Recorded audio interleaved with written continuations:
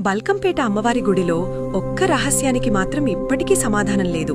ఆ నీటిలో పడిన బంగారు ముక్కు పుడక ఎవరో తీయకుండా అమ్మవారి ముక్కుకే తిరిగొచ్చింది. మరి తీర్థం నీరు ఎక్కడికి వెళ్తుందో, ఆ రంధ్రానికి అవతల ఏముందో ఎవ్వరికీ తెలీదు. ఒకసారి ఆ నీటిని తోడేసి క్లీన్ చేస్తున్నప్పుడు అమ్మవారి ముక్కు పుడక నీటిలో పడిపోయిందట.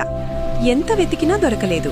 కాని మరుసటి రోజు ఉదయం చూసేసరికి ఆ ముక్కు పుడక అమ్మవారి ముక్కుకే ఉందట. అసలా నీటి అడుగున ఉన్న విగ్రహానికి ముక్కు పుడక ఎవరు పెట్టారు?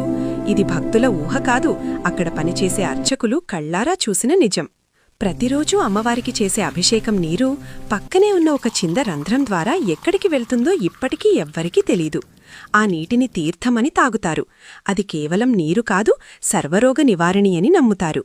సిటీ అంతా కరువొచ్చినా ఆ బావిలో నీరు అస్సలు ఎండిపోదు. మీలో ఎవరికైనా ఈ అమ్మవారి తీర్థం వల్ల ఏదైనా అద్భుతం జరిగిందా? జరిగితే అమ్మ తోడు అని కామెంట్ చేయండి. ఈ మిస్టరీని మీ వాళ్ళందరికీ ఇప్పుడే షేర్ చేయండి. ఫాలో